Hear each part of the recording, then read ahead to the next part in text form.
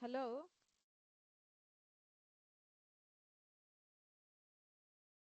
Um, Hello. I hope all of you can hear me. We can hear you. Great. Okay, so I'm having a slight issue with the camera, but it's okay. My name is Linda. I work at Enable as part of the communications team. So I just wanted to welcome all of you to this very special webinar about the power of art, music, and poetry in disability advocacy. So, as Enable, we feel that African creators with disabilities have a very powerful voice in terms of shifting the narrative, changing people's perceptions, and just pushing for change and bringing different communities together. So, again, I'm welcoming all of you to this webinar. And now I'm asking for Alvara, Goldalyn, Sammy Brayo, Pelemo, please switch on your cameras. And your host today is Goldalyn. So Goldalyn, please take over and continue.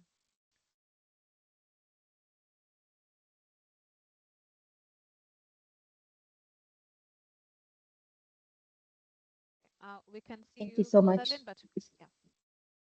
Hi. Sorry, I was checking, with the UI. But thank you so much, Linda, and thank you for ushering us in. I'd like to just also thank everyone who's made time to join us today here. Thank you so much.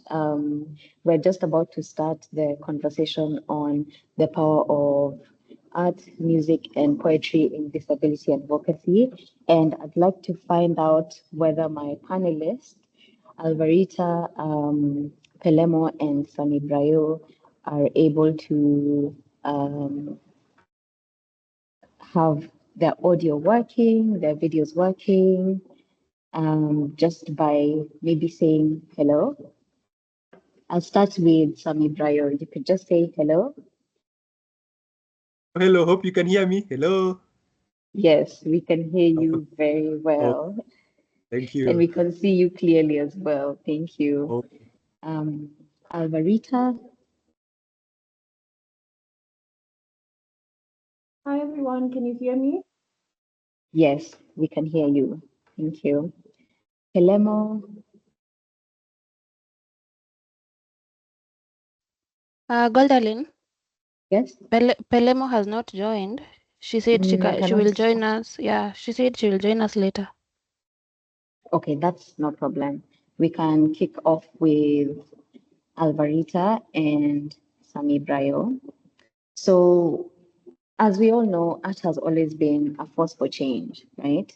In Africa, young creators with disabilities are harnessing music, poetry, and art to confront stigma, reclaim their identities, and push for greater inclusion. And this is embodied very well by the work that Alvarita, Sami Brayo, and Pelemo are doing. Their voices not only inspire, but also challenge systems and societies to embrace diversity. Today, we'll be exploring how art, music, and poetry can serve as tools for advocacy and visibility and help us create stronger narratives of inclusion all across Africa. Before I pass it on to my panelists, I'd like to just give you a brief on who they are. We're joined by Alvarita Benedito from Namibia. She's a singer, songwriter, and disability rights advocate, and she blends R&B and Afropop with storytelling to highlight the experiences of persons with disabilities, including her celebrated performance, See Us at the Inclusive Africa Conference 2025. We also have Pelemo, who will be joining us later. She's from Nigeria and she's a writer, poet, and disability activist. Through spoken word, including her acclaimed piece, Spirit Child, she confronts stigma and promotes inclusion. She is the founder of Movement Beyond Walls and a recipient of several international recognitions. Last but not least, we have Sammy Brayo, from Kenya, who's a gospel musician, an artist, motivational speaker, and an influencer. Brayo was born without arms and with one leg, but he uses his art, music, and personal story to inspire resilience and challenge negative perceptions of disability. Now that we all have an idea of who my panelists are, I would like each of them to briefly introduce themselves and share what has inspired them to pursue their form of creative expression. I'll give Sammy Brayo the first bite.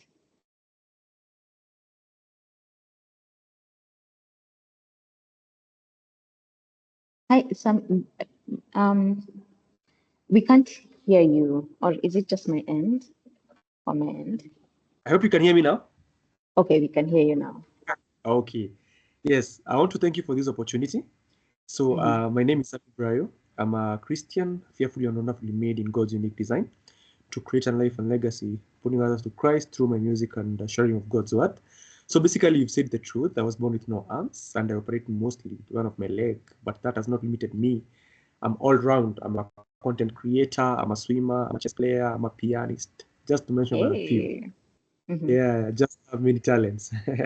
So, speaking about art, today allow me to focus on two of my many talents. I'll speak about art, which is drawing and painting, and also art as a musician. Yeah, so basically, I've loved art since I was a young kid. I remember because I started writing with my feet first before, and then now I want to do art. I used to snatch my cousin's pen when I was a young kid and start to scribble things down, you know. From there on, the interest of art developed slowly and slowly. So in school, when we were given diagrams to draw, because I've learned in normal schools, I used to draw in an artistic way, you know. I used to draw like, for example, if it's a fish, I used to know where the light is coming from and all that, you know, as artists do, you know, that's like an art language. So that's art. So and then it developed slowly. When I was at home during break time, I used to tell the teacher to stay there when other kids have gone to play, and I start drawing the teacher, you know.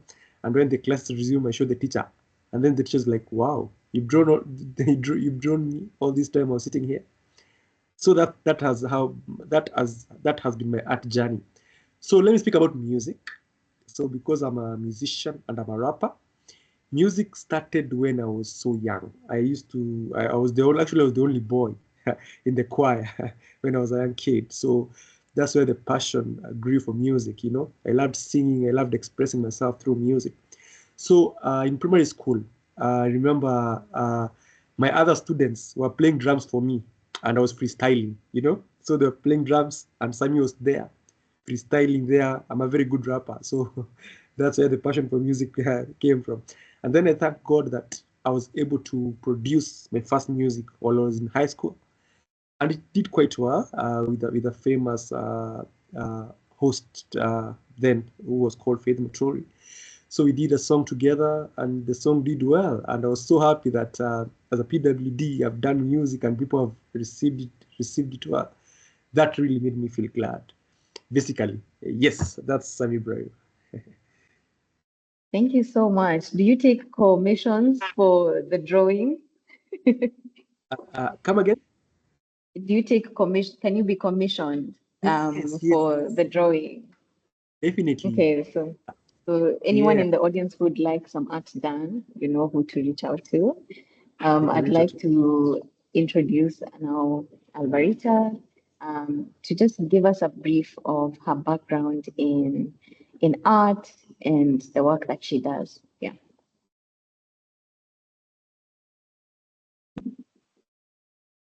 All right, so good afternoon once again.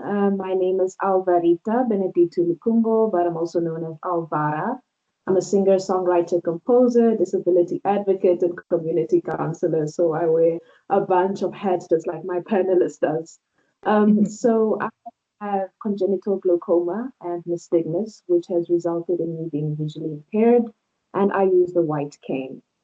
So when it comes to my creative journey and what inspired me to start doing music is basically when I was young, my father had this suitcase that was filled to the brim with Kizomba CDs. And we would listen to that all the time. Additionally, in the family room, there was a computer that had different types of genres of music. ranging from R&B to Afro house to kizomba once again to even kwaito. So being exposed to those different genres really inspired me and fascinated me with music. I then started songwriting in 2018, and yeah, it's been going up ever since. Thank you. Thank you. Your music is wonderful. The performance at the Inclusive Africa conference was phenomenal. But I would like to now usher us into sharing more on your personal journeys and creativity. And I'll start by asking each of you, how has your disability shaped or influenced your creative journey? Because from what I gather based on your background, you've grown up for Sammy, you've grown up in environments where people or the people around you also pushed you in your music and in your art, and the same for Alvarita. Your environment also played a key role in your becoming a musician and all that. But what role has your disability played in your creative journey so far, Alvarita? Right. So I'm always saying that music is what feelings sound like. And being a young woman with a disability, growing up, it was very lonely. And oftentimes I felt like I was misunderstood. So I found that music was the only way I could fully express myself. And yeah, it has played such a big role. I believe also that when you have a disability, you kind of have a superpower, right? Because you don't see things necessarily the same way that, an able-bodied person would see things. So you have your perspective gazed through a different lens, and that definitely influences how I even choose to songwrite. So I'm very intentional about the words that I choose to use, and that has definitely impacted the way my music sounds at the end of the day. And additionally, having a good voice also makes it a little bit easier, right? So yeah, this is how that my Yes. has impacted my. Okay. It's given you a different perspective, which enhances or makes your art even more unique, which is amazing. Sammy Brayo, how has your having a disability influenced your creative journey so far? Okay. Yeah, that's a good question because it has made me unique. So, what do I mean when I say unique? I mean, I'm a fit artist. I draw with my leg. So drawing with the leg is not an easy thing. Like that's why first I started in the conversation by saying I started scribbling things down. Then I became a good writer, and now I became a good artist. So being a PWD, it has made me unique in the sense of drawing with a leg. The other day I was just looking and I was looking some other artists abroad who draw with their feet, and I'm like, man, this is incredible. Overcoming challenge and being able to stand out by being a good artist and overcoming that is not an easy thing. But with passion and dedication, it's all possible. So I can say being unique in the sense of drawing with a leg, definitely. And now that both of you are more or less you're in the intersection of being a creative and also being a person with disability, how would you say that being a creative has influenced your personal life beyond the work you do in advocacy? Brayo, you can take it up. Okay. For example, that's a good question. Let me start with music. I'm a gospel Mhm. musician and I use my music to share hope and to give my story, my personal story. That has gone beyond because even I myself, sometimes I sit and I'm like, wow, Sammy has done this. I even sometimes sit down and I challenge myself even more and more, even to read more books, even to research on more music.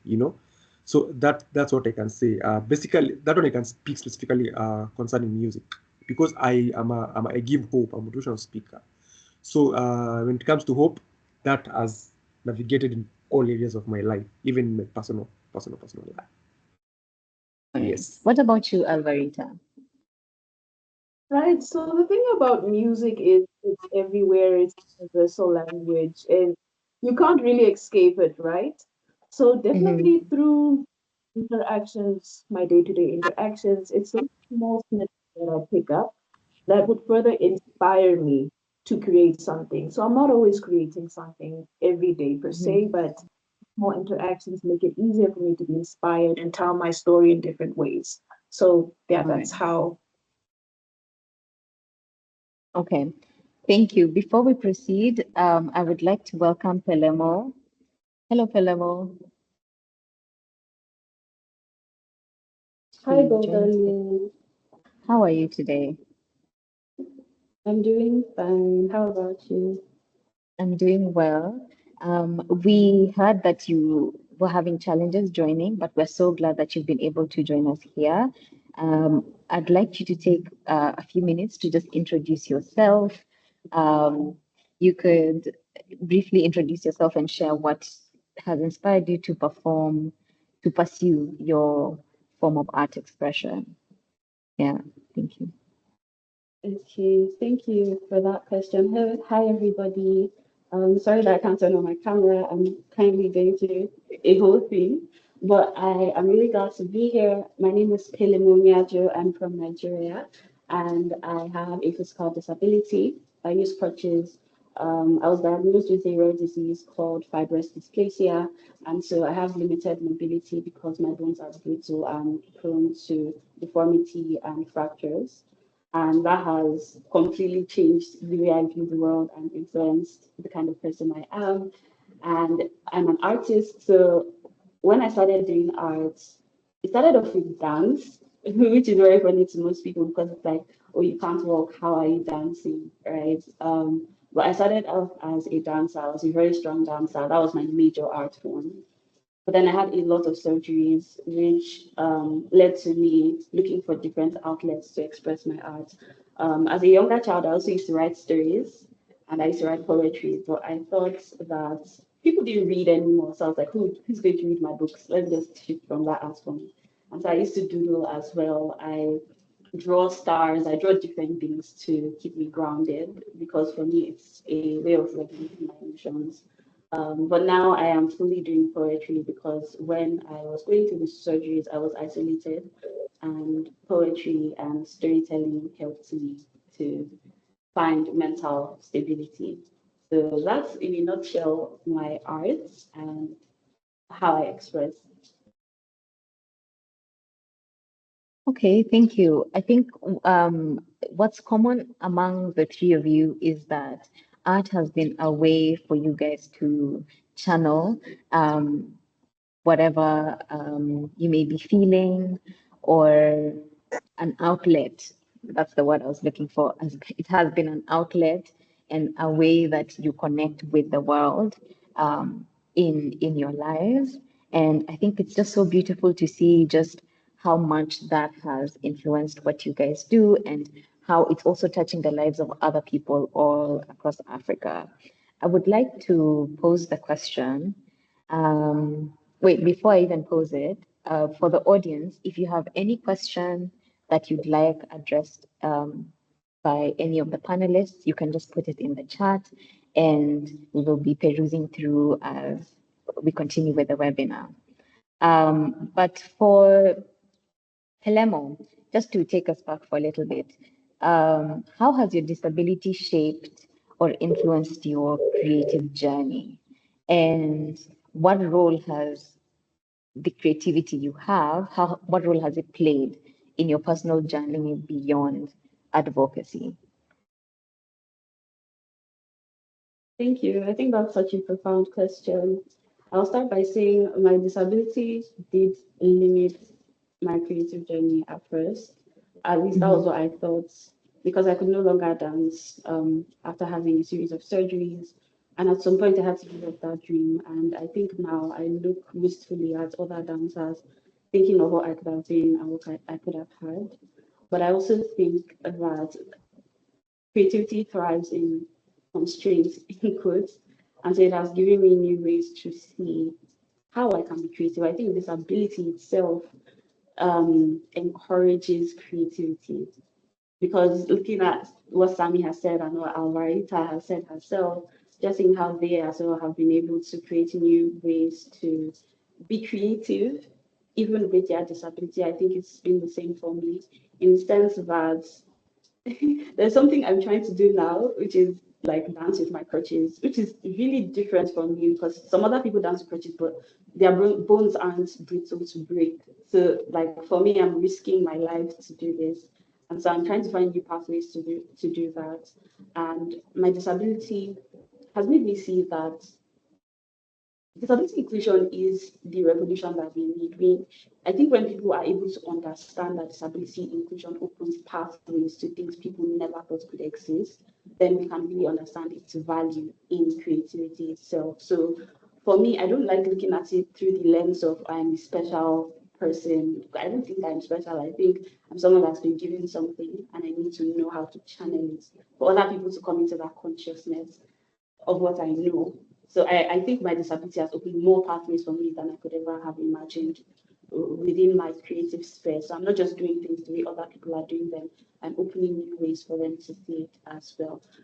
So that has affected me in my work and personally as well. It's been such a profound journey. It's been difficult. It's been beautiful. It's been spiritual, but it's been so necessary. And yeah, thank you. Thank you for sharing that. Something that you brought out really clearly is how your having a disability has not limited you in any way. In fact, it allowed you to explore art expression in very unconventional ways, which is so beautiful and unique to see. And so I would like to perhaps ask about your creation and for all of you, how perhaps your art is perceived by other people. Have there been moments where you have felt that my expression, as unconventional as it is, maybe it's being perceived in the ways that I'd like, or maybe it's been perceived in a very different way that has turned out really beautifully for either of you? Thank you. So Yes, should I? Or yes, please go ahead. okay. So I think that before anybody perceives art, there is a social lens, there's a cultural lens, because we are influenced and affected by our environment and the ways we have grown up. And so to see a person with disability performing art, a lot of people look at it as wow, this person that I wrote off in quotes for a lot of me is like, wow, you can do this, you can do anything at all. So in some ways, there's still some stigma in the way people perceive it because they don't expect it from me, right? They don't expect brilliance. Because society has told them, the medical model of disability has told them that I am something broken to be fixed, or we are something that is some sort of anomaly. So sometimes a lot of people are shocked by the delivery and the excellence, right? But I think that some people have come to the awakening or the understanding of being human first and how we're not living in spite of our disability, we are living with a disability. And so I think there's still a lot of work to do in terms of getting people to understand about disability inclusion. Um, and so I think that's where a lot of my work lies, for people to first of all see me before trying to perceive me through the lens of the limitation that they have been taught of my disability. It is difficult and people don't always perceive my art the way I want them to. But I think that when the art is good enough, people are able to shift from looking at my disability at all to looking at the art itself and seeing it as something worthy. So yeah, it's been a journey, but I think that people receive my work really well for several reasons. But I think because of the quality of the art itself, it just makes you stop in awe and listen. Thank you. Thank you for that. Sammy Brayo and Alvara, would you like to take up the question? Oh, okay. Yeah, I can answer that. Mhm. Okay. Uh, Yeah. So so, you can continue. I can continue. If I've understood your question, what I can say is, let me speak specifically concerning art on this one, because I draw with my feet. So for people, it comes as shock, like, how do you do it? Like there's so much, like they're shocked. Like, how do you do? They want to see videos, but with me, I've utilized social media so well that there's sometimes I usually post the process. At least people are able to see and they're being able to, and they are amazed. So for me, I can say it comes as shock to people. How do you do art with your feet and you do it perfectly? I hope you can see one of my pieces I've done behind me. Yeah, Goldalyn, I believe you can see it. This is Yes, yes, I can see. yes, yes. Yeah, that's my piece. So yeah, some people get really shocked. So and they're like they have questions. How do you do it? Can you do for me a small one? I see, like, can I give you a pen and paper? And I'm open to do it. So yeah, so it comes as shock to people who have understood and yes, understand the You question. don't really mind the awe and the shock. In fact, you've even wielded it really well for your social media. Yes. So that's amazing. Alvara?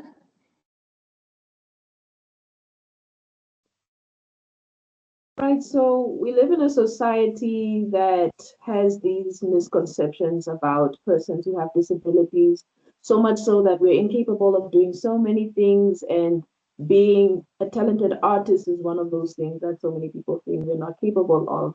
So for my form of art, you hear the music before you actually come and see me. Oftentimes, people do not know I have a disability. It's only when they come onto my social media pages where I upload a few videos doing advocacy work that they realize that I'm actually a person who has visual impairment. So yeah, no, definitely they are shocked, but the shock only follows after hearing the art that I put out. Okay, and this provides really good segue for my next question to all of you, which is how do you use your art, music, or poetry to challenge stereotypes and advocate for disability inclusion? And I'd like Alvara to kick us off on that. Pardon, could you phrase the question again? I didn't quite hear you. Yeah, sure, sure. My question is, how do you use your art, music, or poetry, in this case, your music, to challenge stereotypes and advocate for disability inclusion?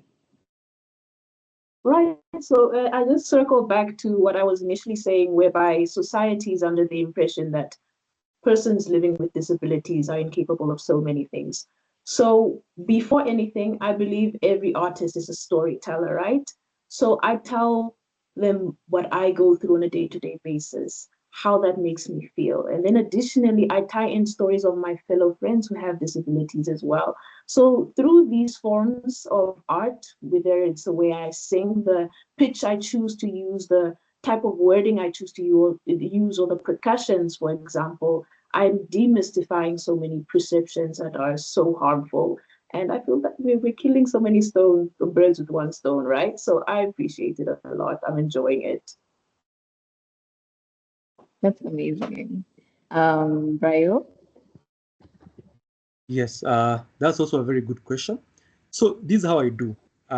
Because I'm a musician, I overcome that by attending events. When there's a music event, I usually say I want to be part of it and I attend so that these people can see that PWDs are musicians and they need to be part of this.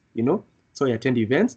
For example, if it's art, I go for art exhibitions, like just any other person, so that these people can see, even as a PWD, I'm part of it. You know, if I'm an artist, I'm also if you are not a PWD and you're an artist, I'm a PWD and I'm an artist and I draw with my leg.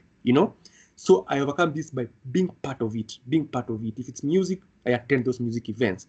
If it's art exhibitions, I attend them. So that these people can see even PWDs need to be part of this. They are like us, definitely. Yes, yes. And I think you've also brought up a very important point, which is it's really important to see persons with disabilities in all these spaces because we exist, we're Yeah. here. And so it's important for us to show up in whatever spaces without necessarily having that tagline of being a person with disability. So you're attending the event as an artist who just so Yeah. happens to have a disability and expresses their art in this specific way. And I think that also goes to address a lot of like the stigma or even the shock that people get from persons with disabilities being able to do things.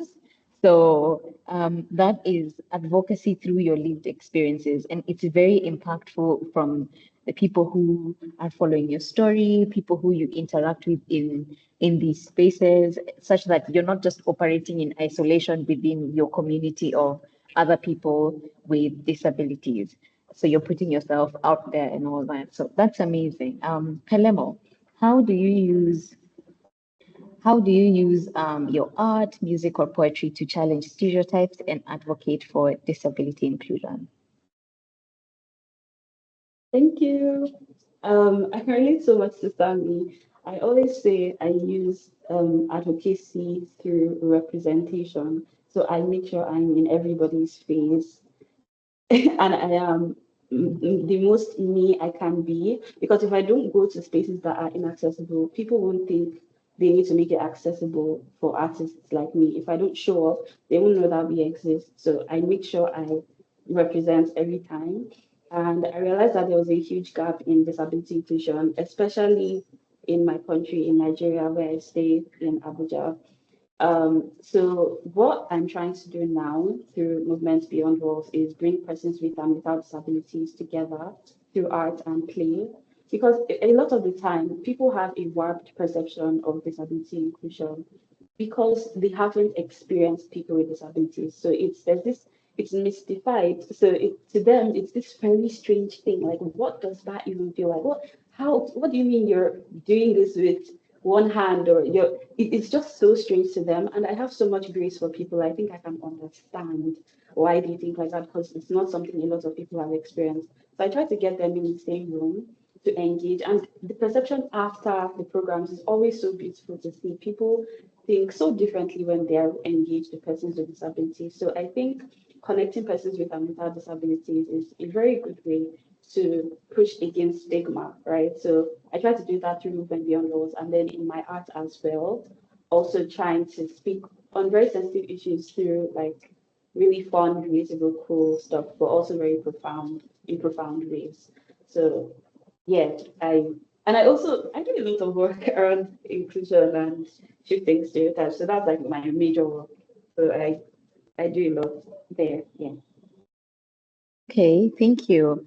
There's a question by Lloyd Felipe, and this is in the chat, and they're asking how has your advocacy in disability, in inclusion and all that, how has it been received both by the public and in working places? Pelemo, you can first continue, and then we can have Alvarita and Sammy Brayo also share their experience as to how their advocacy has been perceived. But even before you respond to that question, would you say that advocacy was your intention, or did it just so happen that in your line of work it became now something that you pursue?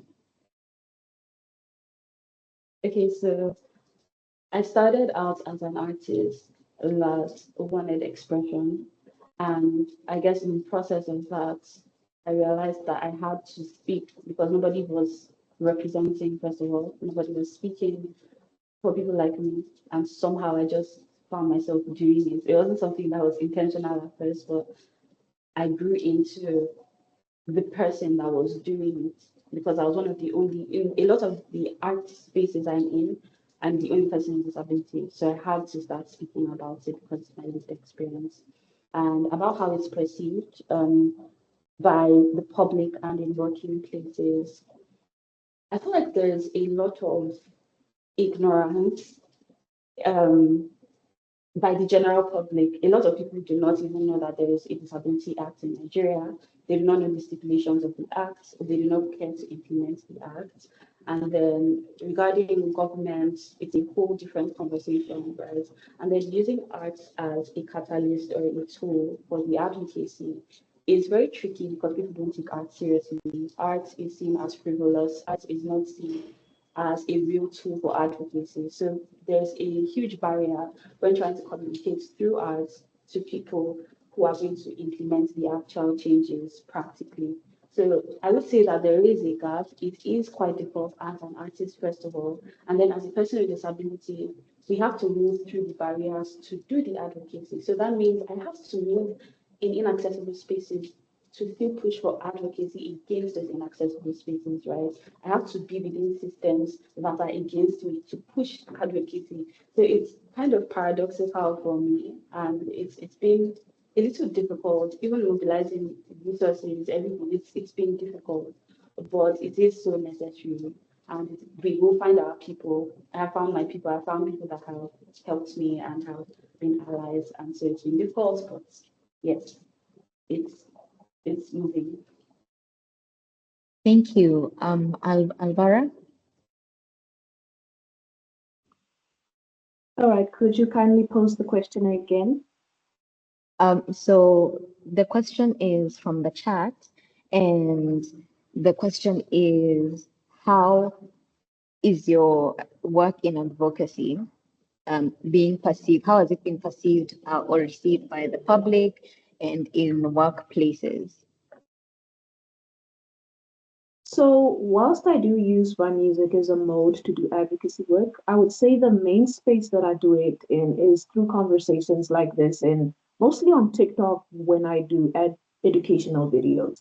So, for the most Mhm. part, it hasn't always been received relatively well. I've dealt with a lot of comments and feedback that was very negative, quite frankly. And then when we take it to the workplace, because I do a lot of interning here and there with different organizations and companies, and you find that oftentimes when you do go there, there aren't any accommodations made for persons living with disabilities. And that kind of takes me back to what Pelemo was saying, is that so many countries have acts and laws that are stipulated to make working environments accommodating for persons living with disabilities. But when you do go there to these working environments, there are hardly any, if none, accommodations. So it's very difficult. And I find myself bringing in my advocacy work because I strongly believe that if I can make this space inclusive for myself, I then invite someone like myself to come and sit next to me. So it's not just beneficial for myself, it's beneficial for so many persons who have disabilities. So when you are trying to have these conversations about making working environments a little bit more inclusive, you find that those who are in management positions are not really quite open to hearing these discussions or, critiques that are beneficial towards them. So, yeah, it's very difficult. But whilst there's a lot of darkness, you must also see the light. So, there are those few, gems that I pick up on where people are learning. And that is something that I truly appreciate. It's because when we educate someone, we're giving them a gift that they will never lose, right? So when I'm educating people and they're picking up on it and they're getting enlightened, I truly appreciate those things. That's wonderful. Sammy Brayo, would you like to also respond to that? Yes, I could respond to that. First of all, I could say I really appreciate that through my music and through my art talent, people have gotten to be inspired, people have gotten to be challenged. And if I give an example, for example, music, because sometimes, as I told you earlier, I usually go to perform in some events.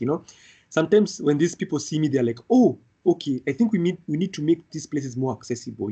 So sometimes they even challenge, like, somebody like Sammy has come to this event, but it's accessible. So maybe, for example, when we have another event, we need to consider, for example, as a PW the wheelchair. So they're inspired, but at the same time, they're usually challenged. Like, okay, we never thought a PWD could come. So they're like, next time we need ramps for certain kind of things. So that's what I can say. People get inspired, they get motivated, but at the same time, they get challenged to even do better. Yes. Thank you so much. I think the three of you are doing fantastic work in pioneering for change in terms of accessibility and inclusion in these art spaces in your own unique ways. And I understand that, as an artist who also has a disability, the conversation around accessibility and all that is inevitable, especially in a world that's not necessarily been built to accommodate all of us, right? So I'd like to ask, do you ever feel pigeonholed because um, because of your disability in one way or another, such that perhaps maybe people expect certain thematic art, or perhaps they impose expectations on you on, what they think an artist who has a disability, should maybe speak about or address or share through their art and all that. Do you ever feel that way? The question is up for grabs, so any of you can start us off. I think I'll go ahead and take this one. So, Mhm. definitely, once people do establish that I have a disability, there's this untold expectation that every song that I put out is supposed to be about my condition, the struggles that I have, the societal response from how I have my disability, and all of that. And oftentimes, that's not really realistic. Like I mentioned, I'm a storyteller. And I like to tell different kinds of stories, not always just my own. It can be through listening to stories that my friends have told.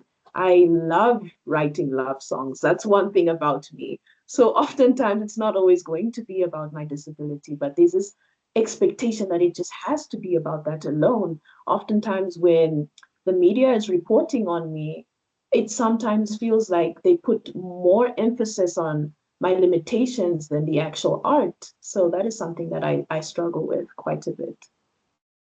I totally understand that. These expectations also bring to question how people see your disability before they see that you're human, just like everyone else. And so when you're writing about love, it's a shocker to them that that's what you would be focusing on when you are having a human experience just like everybody else. So that's definitely a challenge in and of itself. Pelemo and Brayo, either of you would like to take this up as well? Yeah. Yeah. Okay, sorry. So I It's think okay. that sociocultural experiences bleed into people's expectation, and sometimes you feel like you can't separate the two. So of course, people expect me to talk about disability, and I will, but I am so much more than that. And I think personally for me, people have expected, because I do a lot of advocacy, I've kind of been boxed into the role of advocate. And so it almost feels like if I want to talk about love, that's so different. Why? And like you said, I think it makes them confront their own bias or their own ableism or their own narrow-mindedness. Like it's uncomfortable to think that a person with disability loves, and it's like, oh, you love too. Oh my God, you love. So when they're listening to your love song, it's like, oh wow. So I think that for me, people have boxed me into this advocate, and what I do is I just shift from the box entirely because I'm an artist. You really can look at that. So yeah. Yeah, yeah. You can't love. Actually, these expectations. Anyway, Brayo, would you like to take it on as well? Yes, I could also answer that because they can say that because I'm a musician and I'm a rapper, so sometimes people really get shocked. Like, man, like how can you rap as Mm, a PWD? Like shouldn't you? You know. So sometimes they have some kind of theories, like behind their minds, and I'm like, yeah, mm, I can freestyle about anything, I can rap about anything. So there's some yeah. people this thing in their mind like because you're a PWD, you should not rap, no, or you should rap about your condition. No, no, no, no. We rap about life, about Christ, about the society. Mm, yeah, It's life like anybody else. yeah. Definitely. Um, You, the three of you have highlighted some challenges that you have faced as artists. Perhaps you're showing up at a venue for maybe an event and it's inaccessible, or perhaps some of the expectations that people have around you kind of bleeds into, or it's an imposition on your art. So I'd like to find out if you could expound on what challenges you have faced as creatives with disabilities in gaining visibility and opportunities, and how do you think the creative sector can open up more inclusive spaces for persons with disabilities? So just expounding on some of the challenges you faced in growing as an artist, growing maybe your audience, and all that? And how can the creative industry or the creative sector support you? We can start with Pelemo. Thank you. I feel like this is such a heavy question. Um, Personally, for me, I think within the Nigerian creative industry, there's a huge lack of structure in general, right? And so, if you want to even try to get to the authorities and quote within the creative sector, it's difficult to get to a space where you even propose any solutions because who are you talking to about these things, right?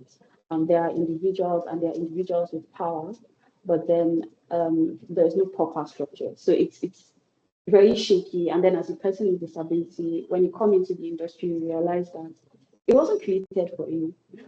First of all, when we talk about aesthetics, we're talking about aesthetics of persons with disabilities. You don't fit into that aesthetic, right? So you want a slender girl who is tall, with light skin, with certain hair, and you just don't fit into that box because your shorts, your bones are breaking. You're just not the Yeah. aesthetic.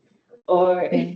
as a person with disability, you are not appealing because within the creative sector, we want something that is artistic or pleasing to the eye, and persons with disability just aren't that. Yeah, and normally, and so it's very difficult. First of all, when we're talking about beauty standards, and then when we talk about even trying to get visibility, there are the structures were not created for you. So even getting to play, I've gone to the most inaccessible areas where I couldn't even perform on the stage. It's been a horrible experience in a lot of ways. So the barriers that a person without disability would face, a person with disability will face them like twice or three times or four times worse.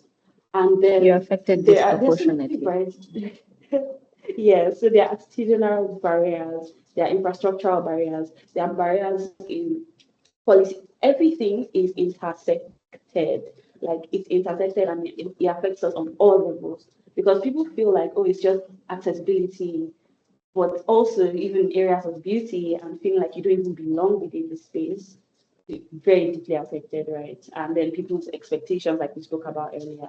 So yeah, there's a lot I could say, but I just feel like even when it comes to like our access needs, sometimes it feels like this is such a hassle. Why do I have to provide access needs for this one person, right? So it's you're seen as a burden. There's just a lot, and I think the creative industry, like all other sectors, need to start thinking more about inclusion. We need to expand, and we need to realize that it's a right and it's not a privilege, right? Persons with disabilities are within the space, we are artists within the space.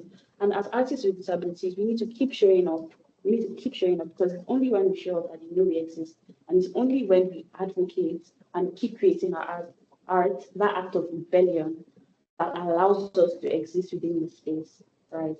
Um, yes, I have so much to say. Sorry, it's obvious that I'm very passionate about this. So I'm just going to stop here because I know Alvarita and Sammy have so much more to add. Thank you. Okay, thank you. Well, off the top of your head, just before we move on to Alvarita and Sammy, what are some ways that perhaps you could be supported better? And maybe do you have a scenario that you'd like to share on how you've navigated some of these challenges and just suggestions on how the creative sector can be a bit more inclusive? Yeah. Okay, so I would start by saying structure.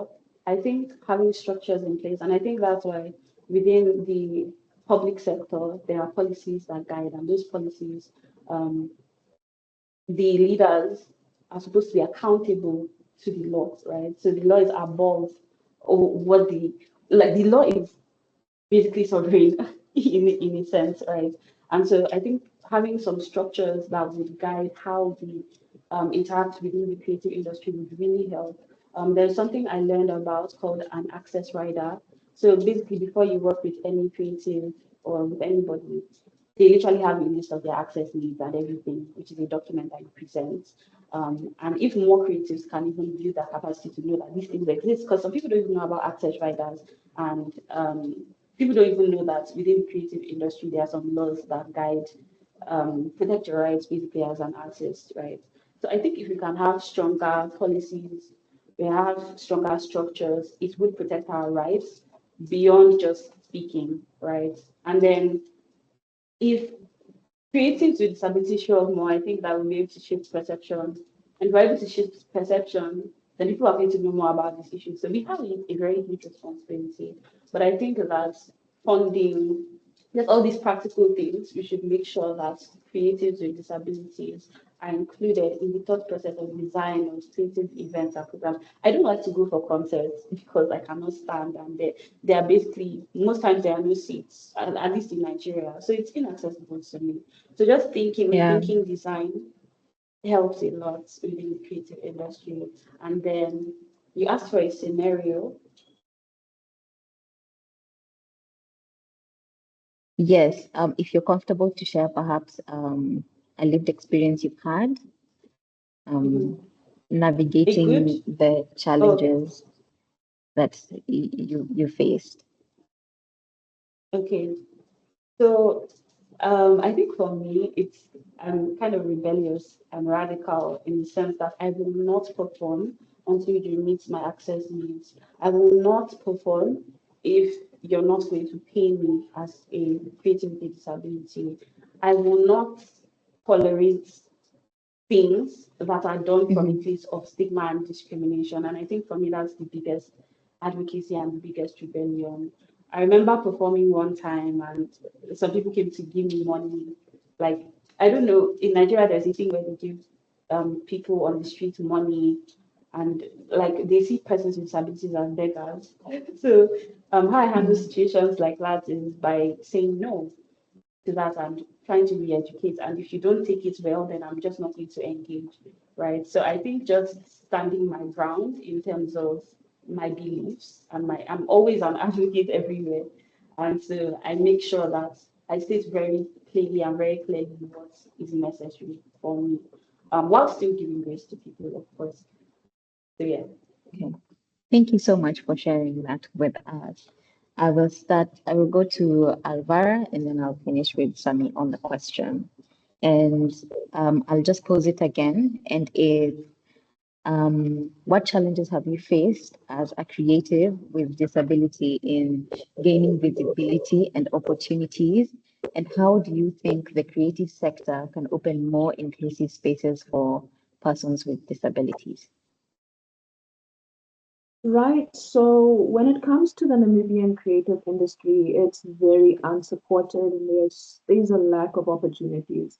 So being Mm-hmm. someone who has disability, there is stigma that also comes and gets put on top of that, and it makes it that much harder. And I definitely appreciate what you said about there being these expectations, these beauty standards, and you're supposed to look a certain way if you're a singer. And when you do perform, there are certain things that they want to see for you from you. Like, for example, kizomba is a type of music that requires you to move a lot, and sometimes they'll expect you to do some very inappropriate things. So it gets very difficult very quickly. And additionally, things that I've experienced from ranging from inaccessible venues to perform at. There's lack of gig opportunities, so you don't really get to perform that much. And then there's a safety issue, especially when you're working with music producers. It's a very male dominated space. So I oftentimes find myself that if I have to work with a producer, a recording studio is very dangerous if you think about it because it's soundproof. No one will hear you if you are to ask for help and stuff like that. So having to collaborate with different music producers that are oftentimes men, and you'll find that the recording studio is filled with other men, it becomes very difficult in those regards. So yeah, those are the challenges that I face. Do you have just ideas off the top of your head on how the creative sector can support you and other persons with disabilities as well in creating more inclusive spaces in the creative industry? Right. So it starts with engaging and collaborating with persons who have disabilities because it doesn't make that much sense to just be sitting amongst yourselves and jumping to conclusions as to what you an able-bodied, but like if it's a panel of able-bodied people sitting together, just brainstorming about what they think persons living with disabilities need, it's oftentimes going to come from a very biased place, and it's not always going to be realistic. So engaging and collaborating with artists who have disabilities, this is how we're going to be able to demystify the misconceptions that are there. And then also you get a direct and more factual representation of what we need. And then these needed adjustments can be made.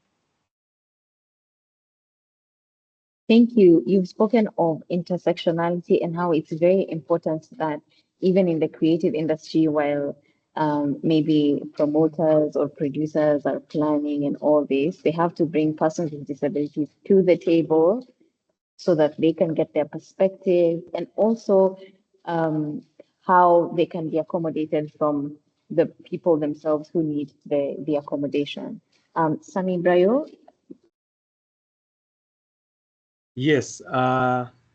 would you To like answer, me to? Okay. can you proceed?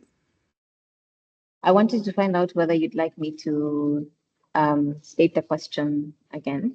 You could kindly state it. Yes. Yeah, okay. So, what challenges have you faced as a creative with disabilities in gaining visibility and opportunities? And how do you think the creative sector can open more inclusive spaces for persons with disabilities and support them in the creative sector? Okay.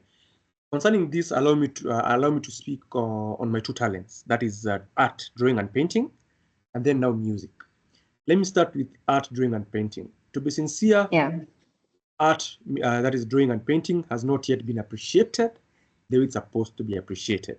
So this is what happens. Sometimes a client orders art and they've already paid the deposit, right? So because you've paid the deposit, when they finish the art, you need to clear the other amount, right?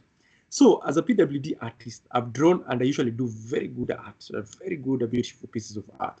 So We when the can client, see it behind you. oh, thank you. Very good art. Thank you.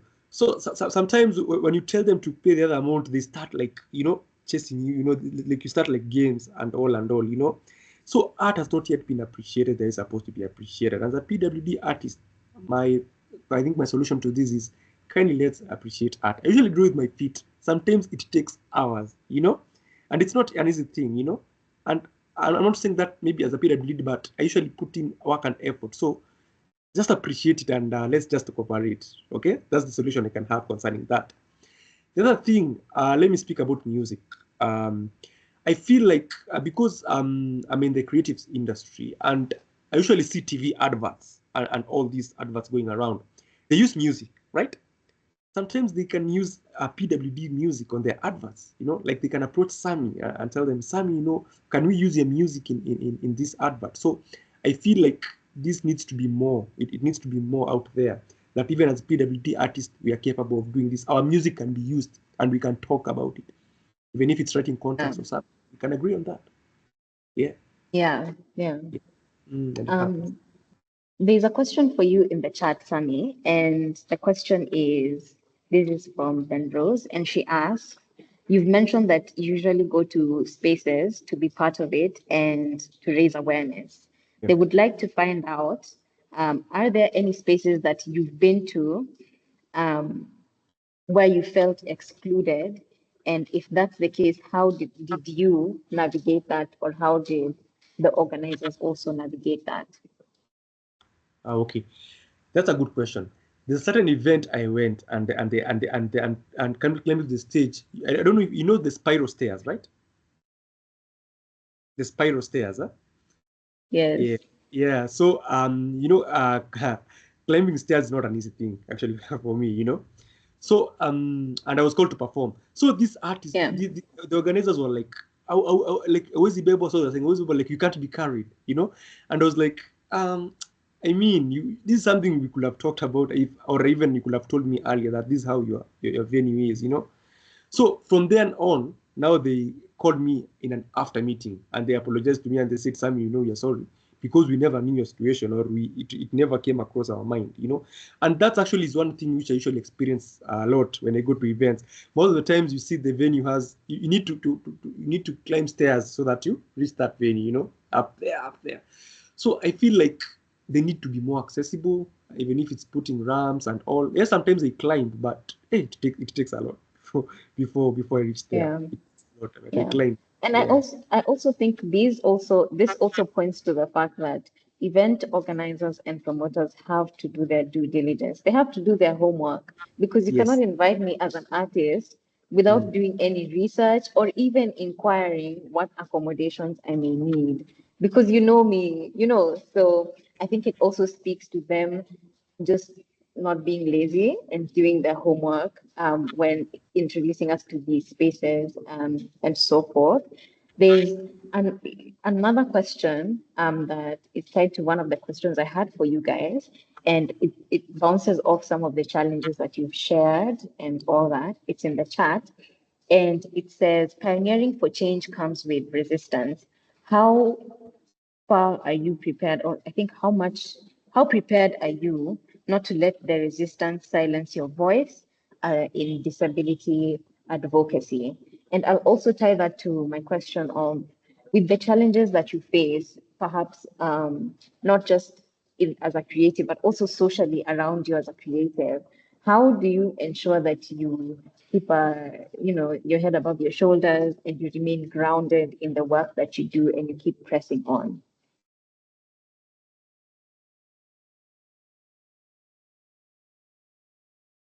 It was up for grabs, but let's start with Alvarita. Right. It's not easy. It's not easy. And oftentimes people think that because you're an advocate, you are made out of steel, and that couldn't be furthest from the truth. So definitely there are so many times whereby I have to sit myself down and I have to remind myself of what exactly the goal is. Why am I doing this? What do I want to achieve out of this? So it's through those mini TED Talks to myself, that it keeps me going. Additionally, I am a community counselor, so being a mental health clinician, I always try to go for therapy as much as I can, even though there's so many misconceptions around being, someone that receives therapy. No, I try my utmost best to go for it as much as I can. And then once I circle back, I'm stronger than ever, and I continue pushing as hard as I can, because eventually someone is going to listen. And if we fall silent, we're kind of giving them what they're looking for. Many people in society want persons living with disabilities to be locked away, not heard, seen but not heard in any way. And there's so many things that are so problematic about that narrative. Yeah. So for try and be here as much as possible. The more people say that the stigmas is distracting, the more videos I'll put out, the more, in your face I'll try to be, so I can get the word Yeah. out there. People with disabilities exist. We are human, and whether they like it or not, it's not up to us to pacify people's feelings because they feel uncomfortable because of our existence. So Mm-hmm. I continue. Continue. Okay. Thank you for that. It's very important to remember that, you're not responsible, not necessarily responsible, but how people react, especially in a negative way, it's easy for that to pull you down. But remembering why you're doing this and what your end goal is a great way to remain on track. And therapy is also amazing. I'd like to hear from Pelemo as well. Thank you. So I can never overstate the importance of informed decision making and representation. At this point, I would say I'm a representation junkie. I am everywhere. You need to see me. And I carry along my other people within communities that I've created with disabilities. I put them first, right? In terms of providing opportunities, when I'm reached out to for any opportunities, I make sure I put them in the front line, because we need that representation and we need persons with disabilities to have information. Because a lot of persons with disabilities I know are not given the privilege in quotes to be engaged where decision making is happening, or where they can get as much knowledge as they need to make an informed choice about their rights. Right. So I always try to put people with disabilities in position where they can learn and take up leadership positions. So for me personally, I think that I use a very um, a very radical approach by using like micro micro advocacy, right, in the way that I speak, in the language that I use with people, in like I make sure that I do that in every space I'm in. And I think people with disability just need to be informed, because if you do not know, because especially like persons with disabilities in Nigeria don't know that they have laws that protect their rights. They don't even Yeah. know who to hold accountable. So when you Mm-hmm. have people that don't know, then you don't have power. So knowledge is power, truly. And so I use that Mm-hmm. knowledge, but also recognizing that mental health exists, right? People are going through so much, and holding space for myself and for other persons with disabilities to share our stories. I think that's also so important and powerful to see that you're not alone in the struggle. Yeah. And even when you have resistance, just having that support system to know that there's power in numbers, right? So yeah, just having my community, which has been difficult anyway, but yeah, just leaning on my community and supporting my community to move forward. So that's it for me. Thank you. Thank you so much. You've mentioned having tools at your disposal that remind you of what you're entitled to, such as, your rights and your dignity and all that, and also leaning onto community, which is really key in addressing maybe some of the mental health struggles that you may have and all that. Brayo, you can finish that up for us now. Okay, Mm. that's also a very good question. So for me, Yeah, how do you go? yeah, for me personally, you can say how I have overcome that is also collaborating with other PWD content creators. Because I believe when you're together, we are strong, and we are going to push this agenda in a very mighty way. The other thing I could say concerning that is about being able to overcome this with knowing that as a PWD artist, I can inspire even a PWD artist who is coming up to do it. Let me give you an example. I have a friend who was an autistic child, and this child really loves painting, she loves painting. Whenever she sees art, she's very happy. So the mom was telling me, you know what, Sammy, you really inspire my child. Knowing that if you are a PWD artist and you've reached there, then I believe my child too can also reach there. So what am I saying? I'm saying that I'll be able to continue doing this more and more because there are people who are watching me out there, mostly PWDs, and they're getting inspired that one day they can also be great artists like me. So that also has kept me pushing so much. Thank you. I'll just use that to segue into another question, which is what advice do you guys have for young people or any young person with a disability who would like to pursue creative expression as a as a way to advocate for their rights? And Sami, you can just start us off on that. What advice do you have for a young person who is really curious as well about how they can use this as a tool for advocacy? Mm. First of all, I believe each and every person has a talent, and I believe even PWDs they have something they are called upon to do. First of all, they need to identify what they're passionate about. If it's art, if it's cooking, everyone has their own different fields in life. So they just need to be passionate and identify that one thing, and they run with it.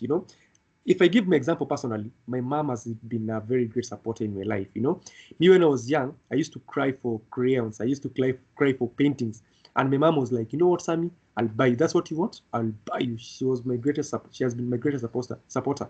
So even these PWDs, I believe whenever they identify their talents or there's something they can do, also their parents, they need to come one way or another and chip in and support in one way or another. Because I believe Yeah, these people are stars. If Sammy has been able to rise and overcome all that, I believe they can too. yeah, They can too, yeah. definitely. So they just have to be relentless in their pursuit, keep asking, keep knocking, Yeah. and really lean into the passions that they have.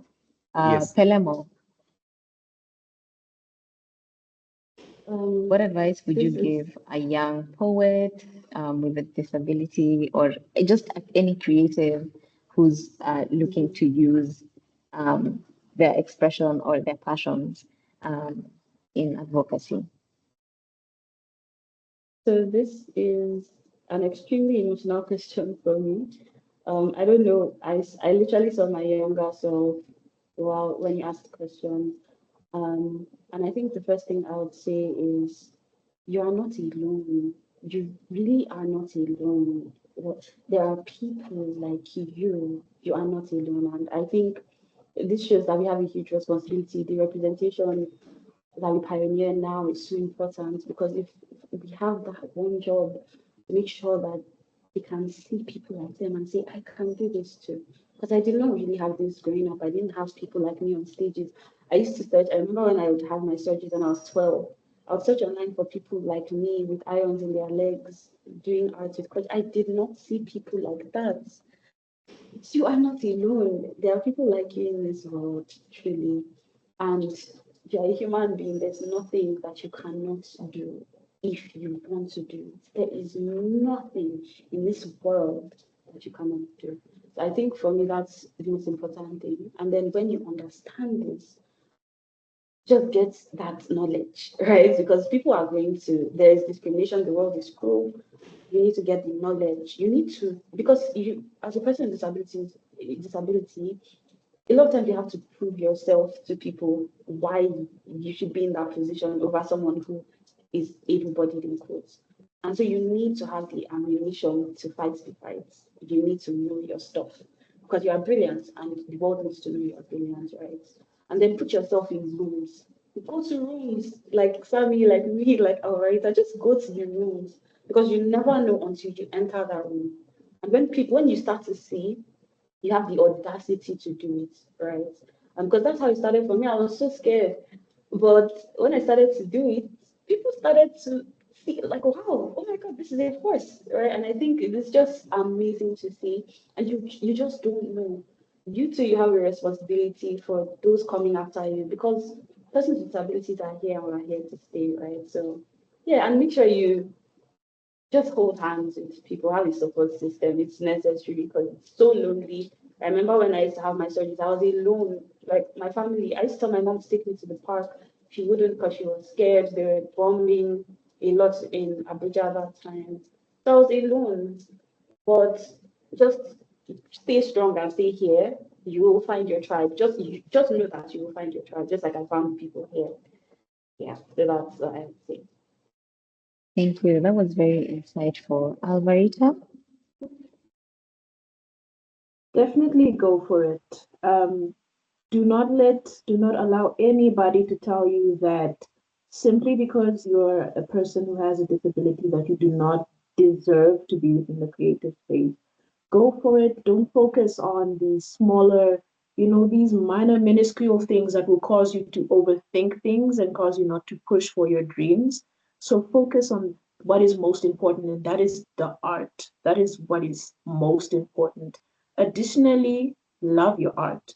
It is only through loving your art that you'll be able to be comfortable with sharing it. So learn to love your art and be patient with yourself. That is one thing that I want to put key emphasis on is be patient with yourself as much as possible. One of your greatest critiques when you're an artist is yourself. So oftentimes we limit ourselves as artists because we are so fixated on the minuscule things that we end up not even sharing something that could have been very beautiful. So be patient with yourself, take time with the process, and you will only get better with time. So those are the few words I can offer to someone who is interested in joining the creative space. Thank you so much. Such wise, insightful ones from all of you. And I understand that we should be wrapping up, but I'll just pose one last question to you guys to close this off. And that is, what vision do you have for, what vision, sorry, yeah, what vision do you have of the power of art, music, and poetry shaping the disability inclusion agenda in Africa? How do you envision this will play out? And while you're at it, what's one thing you'd like the people who have joined us on this webinar to leave with at the end of this? I think we can start with Alvarita. All right. So there's only one place to go from here, and that is upwards. And I'm super excited. I only see this movement growing in numbers with more persons living with disabilities, from the youth coming to share their art, being more confident in doing it because, we're providing representation, having conversations like this with everyone joining in and getting to see persons like ourselves sharing our art and how we do it from day-to-day basis, that is really important. So I only see it getting bigger from here. And one takeaway that I would love to leave my youth who have joined us is art belongs to everybody. It does not belong to a specific social class, a specific race, or people who are able-bodied. It belongs to everybody.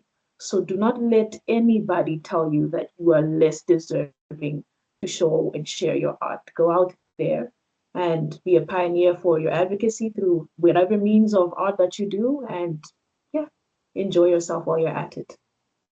Thank you. That's a really good reminder. Enjoy yourself while you're at it, right? Brayo, and then Pelemo will close this off for us. Yes. Where do I see the vision?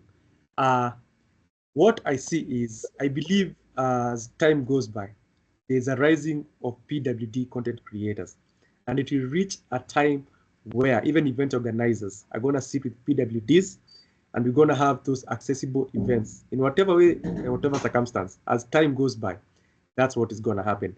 The other thing, what's going to happen as PWD creators or creatives, it will reach a point where it will even be included even in the TV adverts, because we usually use these products which they're advertising. So it will reach a point like that. So I believe there's hope, there's a future. We just need to keep on pushing. We just need to keep on believing in ourselves and know that we are one big community and we're going to conquer whatever comes our way. Yes, Sammy Brayo. Thank you. Thank you. Yes, there's actually an increase, and I think all of you are also setting the stage for other young creators with disabilities to also come into the space and use their art in the advocacy. Thank you so much. Pelemo? Yeah, so I think that there is a rising of powerful, informed persons with disabilities. I'm so grateful that we have so much more innovation and we have so much more knowledge circulating. I am Yeah, worried about the resistance though. I don't think that is something that we can understate. And when I talk about resistance, I'm talking about mental resistance. Some people are so fixed in their mindsets, and these laws that are being pushed are not even being implemented. I am yeah, worried about the pace of the progress of disability inclusion, but I am so confident in the young people that are rising and the young people that are informed and the young people that are making sure that other persons with disabilities are informed and pushing for disability inclusion. So I'm very optimistic, and I know that we have some work to do realistically. And something I would like to leave everybody with is that disability inclusion is the revolution and one of the highest forms of creativity I've ever seen in my entire life. And I am trying to bring everybody to that frequency. And I think the people on this call have seen that power alone in like what Sammy has said, what Alvarita has said, and what I've said, and you, Goldalyn, as well. So yeah, I hope you all see the revolution that is going to come when we embrace who we are in entirety. Thank you. thank you so much. A really huge appreciation for you guys joining my panel. And even before you go off, I'd like you guys to just also briefly share where people can get your art. Where can they find you? Is it on social media? Is it on, like, how can we see more of what you guys are doing online? We can start with Brayo and then Pelemo and Alvarita. Just tell us, where can we find you? Hmm? Okay. Yeah. Once again, thank you so much for this opportunity. You can connect with me on, let me start with Instagram. Instagram is Sammy_Brayo. Let me go to Facebook, Sammy Brayo. Let me go to Twitter or X, Sammy Brayo_able. TikTok Sammy Brayo. YouTube, kindly subscribe, Sammy Brayo. Give me those art orders. Call me for those motivational events. I'll give you Yeah. hope and you'll get inspired. Sammy Brayo Author. Thank you so much. Thank you so much. Pelemo? So you can connect with me. I mostly do Instagram. So Pelemo Nyajo, I'll type it out in the chat. And then if you'd like to push the conversation further, you can reach me at my email, which is pelemonyajo@gmail.com. I also just started TikTok. So yeah, follow me, Pelemo Oh, Nyajo. Yeah, thank thank you. you. Thank you. Alvarita? All right, so on social media, that is Instagram, TikTok, and Facebook, you can find me under alvara.music. That is ALVARA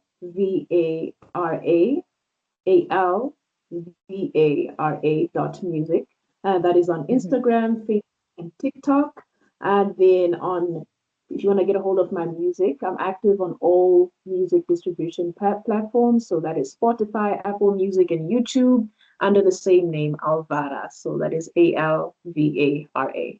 Thank you once again for having me. It's been an honor. Thank you. I've had such a wonderful panel. You guys have dropped so much wisdom, so much insight, so many gems.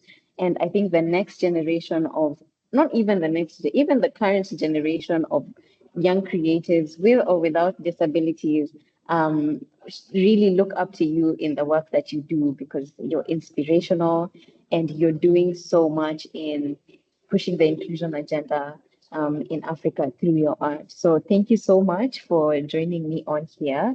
And to the audience, thank you so much for your time. Thank you for engaging with us. Thank you for the questions. And we hope that this webinar has shed light on a number of things, disability advocacy, especially in the art space, and that you've left with learning something new. You now have an artist you can invite to your event to sing. You have a poet you can invite to your event to share their art. And you also have an artist who can draw you.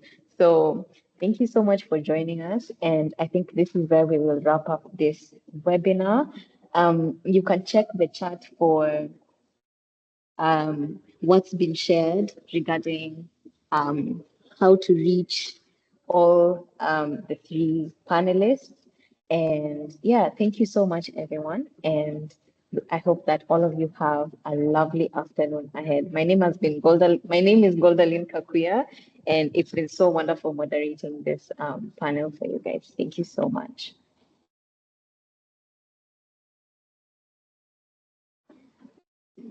Bye. You can just use maybe React with a goodbye or a love heart or clapping, just anything to see us all. Thank you so much.